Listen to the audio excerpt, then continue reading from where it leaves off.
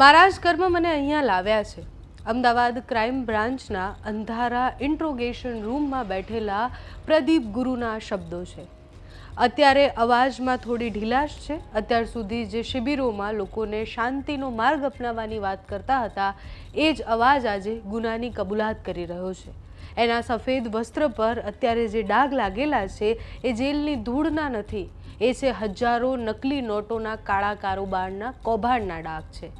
સુરતનો એક કહેવાતો યોગ ગુરુ કઈ રીતે નકલી નોટો છાપવાનો સોદાગર બન્યો, પોલીસે એને કઈ રીતના દબોચ્યો, વિસ્તારથી આ વિષય પર વાત કરીશું। નમસ્કાર, આપની સાથે હું છું પાયલ।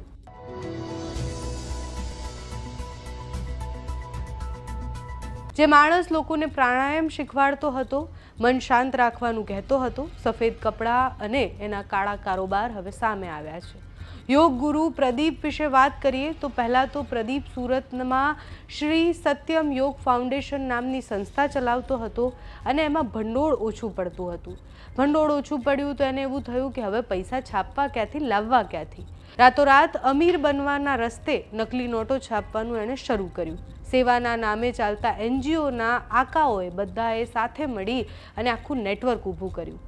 પ્રદીપે સંસ્થા ચલાવવા માટે પૈસા જોતા હતા। એના સાથીદાર મુકેશ ઠુમ્મરને આર્થિક મુશ્કેલી હતી એટલે આખી ટોળકીએ ભેગા મળી અને શોર્ટકટ અપનાવવાનું વિચાર્યું અને પછી નકલી નોટોનો કારોબાર શરૂ કર્યો।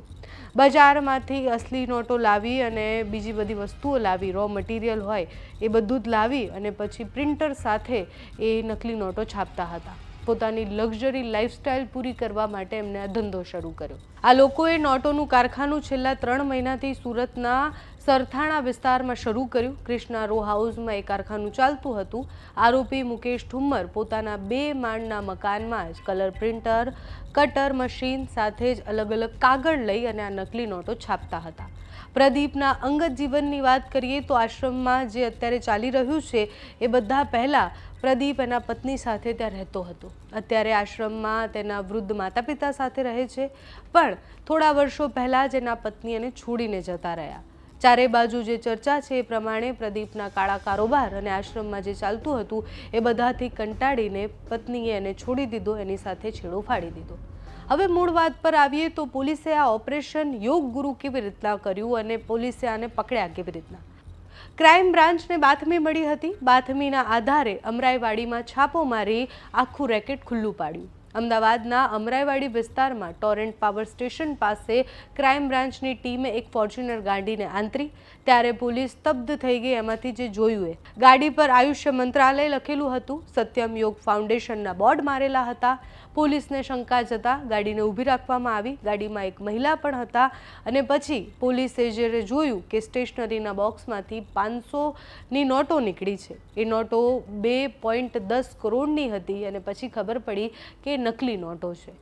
સુરતમાં સરથાણામાં મુકેશ ઠુમ્મરના ઘરે પણ પોલીસ પહોંચી, ત્યાં દરોડા પાડ્યા। ત્યાંથી 28 લાખની નકલી નોટો મળી, નોટો છાપવાનું હાઈટેક પ્રિન્ટર મળ્યું, કટર અને રો મટીરિયલ મળ્યા અને બધી જ વસ્તુઓ પોલીસે જપ્ત કરી। મુકેશ ઠુમ્મર, અશોક માવાણી, રમેશ ભાલર, દિવ્યેશ રાણા, પ્રદીપ અને આરતી સહિતના લોકોની ધરપકડ પોલીસે કરી। અમદાવાદ ક્રાઇમ બ્રાન્ચના ઓપરેશન માત્ર એક નકલી નોટના રેકેટનો જ પર્દાફાશ નહોતો, પરંતુ આ પ્રકારના ગુરુઓ જે સમાજમાં ગુરુ અને સંત બની અને સંતના વેશમાં છુપાઈને ગુનેગાર હોય છે એનો પણ એક પર્દાફાશ છે। આ લોકો તમને બહુ જ સારી સારી વાતો કરશે, મન શાંત કરવાની વાતો કરતા, સફેદ કપડાં પહેરી અને મન શુદ્ધ રાખવાની વાતો કરતા આટલા ખરાબ અને કાળા કારોબાર કરતા હોય એ કોઈને ખબર ન પડે। તંત્રએ આ બધાનો ખેલ ખુલ્લો પાડ્યો છે। તમારું આ વિષય પર શું માનવું છે અમને કમેન્ટ્સમાં જણાવજો। અત્યારે આ વિડીયોમાં બસ આટલું। જો તમે અમને યુટ્યુબ પર જોઈ રહ્યા હોય તો સબસ્ક્રાઇબ કરજો, ફેસબુક પર જોઈ રહ્યા હોય તો ફોલો કરજો, અમારા આ વિડીયોને લાઇક અને શેર કરજો।